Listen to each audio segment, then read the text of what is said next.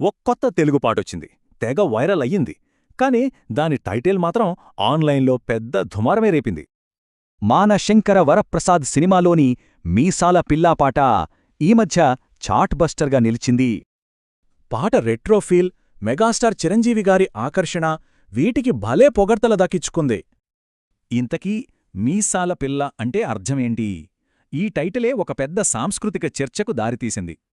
సరే, విషయంలోకి వెళ్తే ఈ పాటలో ఒక జంట మధ్య జరిగే సరదా గొడవని చూపిస్తారు. ఈ పాటలోని మాటలు చూస్తే వాళ్ల బంధంలో ప్రేమ, కాస్త వ్యంగ్యం అన్నీ కలగలిసి ఉంటాయి. అయితే అసలు గొడవంతా పాట కథ గురించి కాదు, ఆ టైటిల్కు ఉన్న రకరకాల అర్థాల గురించే. ఆన్లైన్లో చూస్తే తెలిసేందేంటంటే, మీసాల పిల్ల అనే పదానికి జనం 3 వేర్వేరు అర్థాలు తీశారు. మొదటి వాదన ప్రకారం ఇది ధైర్యంగా ఉండే ఆడవాళ్లను గౌరవంగా పిలిచే పాతకాలపు పదమంట. ఒక కామెంట్లో ఏముందంటే, వాళ్ల నానమ్మగారు ఇదే పదాన్ని మెచ్చుకోవడానికి వాడేవారట.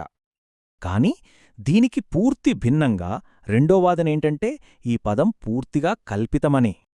చాలామంది ఇది ఎప్పుడూ వినలేదని, కేవలం పాట కోసం సృష్టించారని వాదించారు.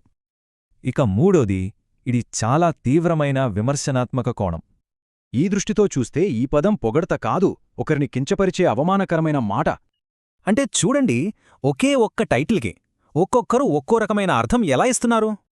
ఈ చర్చ భాషా, సంస్కృతి, తరాల మధ్య మార్పుల గురించి చాలా ఆసక్తికరమైన విషయాలను బయటపెట్టింది. చూశారా, ఒక పాప్ కల్చర్ అంశం మన మాటల మీద ఎంత పెద్ద చర్చకు దారితీయగలదో? ఇదంతా మన ముందొక పెద్ద ప్రశ్నే నుంచుతుంది.